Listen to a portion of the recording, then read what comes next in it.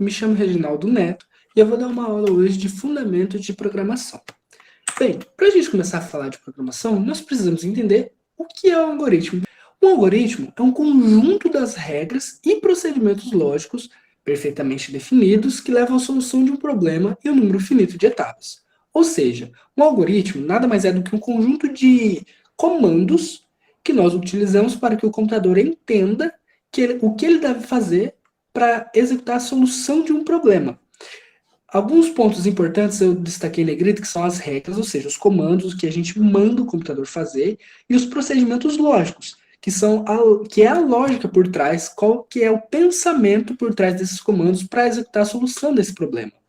De fato, um outro ponto importante é a própria solução, e isso precisa ser realizado em um número finito de etapas. Nenhum algoritmo pode durar para sempre. Ele tem que ter um começo, meio e um fim, certo?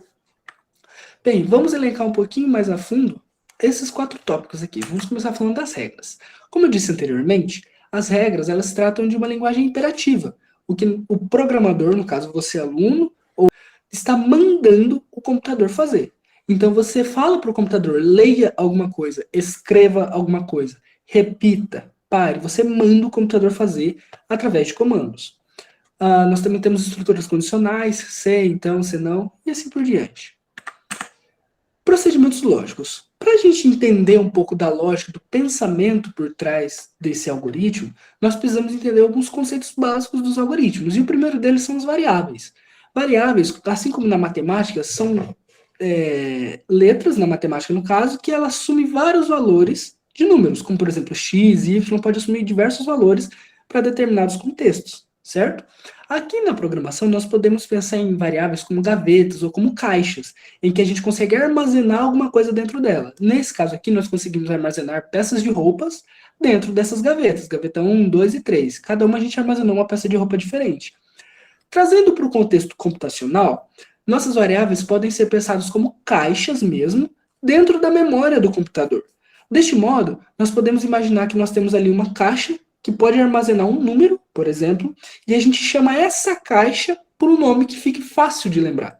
Nesse caso aqui, eu posso colocar A, B, C, posso colocar variável 1, variável 2, gaveta 1, gaveta 2, posso colocar nota 1, nota 2 e assim por diante. E aí, dentro dessa caixa, eu posso armazenar o que eu quiser.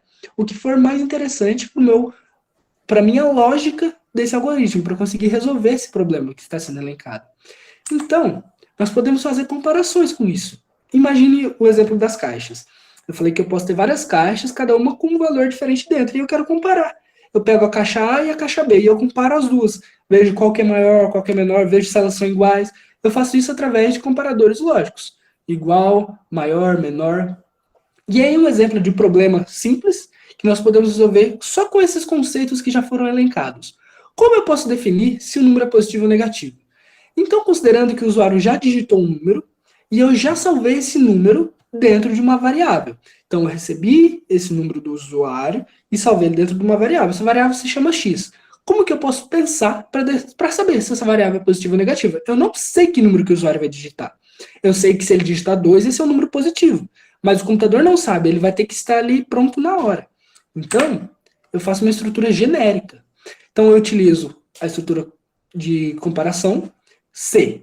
A variável x, que é o nome da caixa onde está armazenado o número que o usuário digitou, eu falo, essa caixa, o valor que está aí dentro, x, é maior ou igual a zero? Ou seja, o valor que o usuário digitou que está dentro da caixa, ele é maior ou igual a zero? Se ele for maior ou igual a zero, significa que ele está aqui, ó, à direita do eixo x do plano cartesiano, certo?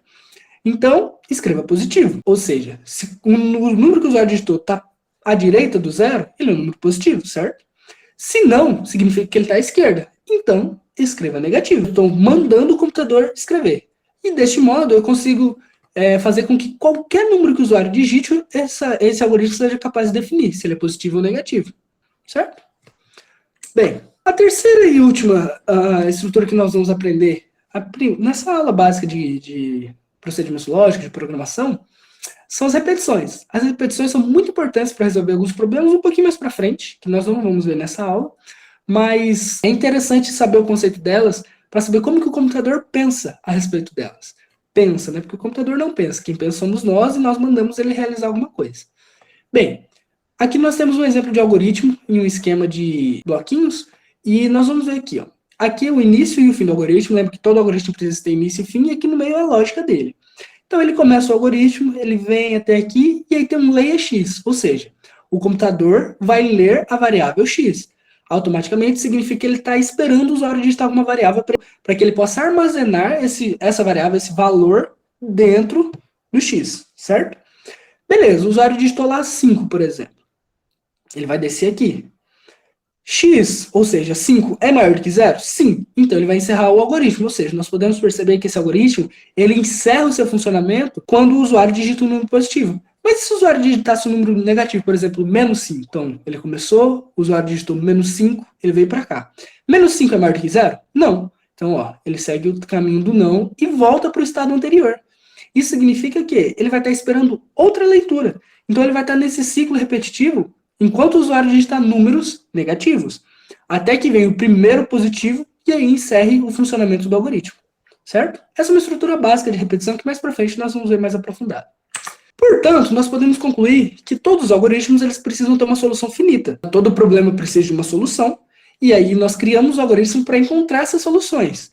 Cabe ao programador, a você, aluno, encontrar essa solução de maneira eficiente. Então, você fazer isso da maneira mais rápida possível, da maneira mais fácil possível, isso dizendo em contexto computacional, porque todo computador ele tem uma computabilidade, e temos problemas que possuem computabilidade extremamente alta, ou seja, são muito difíceis para o computador resolver, como por exemplo o número de π. É um número extremamente extenso, e até hoje nós não tivemos computadores que conseguiram calcular o final. Ele é um número praticamente, até hoje que nós sabemos, é infinito o número de casas decimais após a vírgula. Deste modo, esse problema para você encontrar o número de π é um problema de computabilidade muito alta.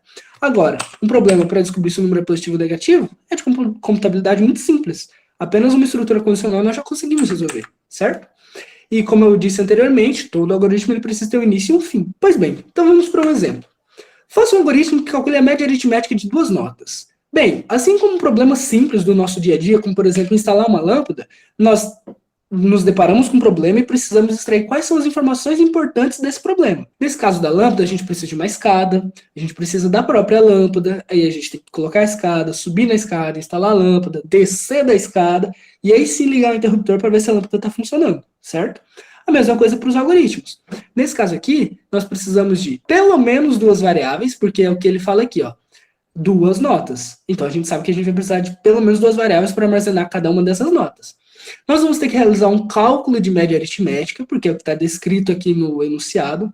Deste modo, para calcular uma média aritmética, nós utilizamos da soma e da divisão, certo? Somamos as médias, dividimos pela quantidade, somamos as notas e dividimos pelas quantidades de notas. Então, nesse caso aqui, nós vamos dividir por 2, né? Porque são duas notas. Pois bem, vamos para a resolução. Tudo que está em negrito são os meus comandos, ou seja, tudo que eu estou mandando o computador fazer em linguagem imperativa, certo? São as regras. Então, início algoritmo, aqui eu estou declarando que eu vou começar meu algoritmo. E aí eu estou falando para o computador, escreva, ou seja, o computador vai escrever na tela, ele vai exibir na tela do computador para o usuário conseguir ler. Digite a primeira nota. Isso é muito importante, porque deste modo o usuário vai saber interagir com o seu computador. E assim ele vai saber o que ele tem que fazer para o computador funcionar. Nesse caso aqui, o usuário sabe que ele tem que digitar uma nota. Então, o usuário vai lá e vai escrever 5. Esse valor 5, o computador agora está lendo. Leia a nota 1. Então, ele vai pegar esse valor 5 e vai salvar dentro da caixinha chamada nota 1. Lembra? A mesma coisa para a nota 2. E aí, aqui, ó, essas partes aqui, o usuário não enxerga. Isso aqui é o computador que faz o cálculo sozinho. O computador ele vai calcular, ele vai somar as duas variáveis e salvar numa terceira variável chamada soma. Em seguida, ele pega essa variável e divide por 2. E salva dentro da variável média. Isso aqui o usuário não está vendo. O usuário não sabe que ele fez desse jeito. O usuário só vai ver aqui, ó, no final, quando o computador utiliza o comando escreva, porque ele está exibindo na tela de novo para o usuário conseguir enxergar. E aí ele escreve média final, 2 pontos, e em seguida ele escreve o valor que está salvo dentro da variável média. Ou seja, o usuário só está enxergando aqui, ó, digite a primeira nota, digite a segunda nota, e depois o resultado final. O usuário não sabe como que isso foi executado. Mas quem pensou nisso foi o programador que executou esse algoritmo. No caso, esse aqui foi o que fiz, bem simples para exemplificação. Certo? Se tiver alguma dúvida, pode entrar em contato comigo. Muito obrigado pela atenção Essa aqui foi a bibliografia que eu utilizei para esses slides. E é isso. Tchau, tchau.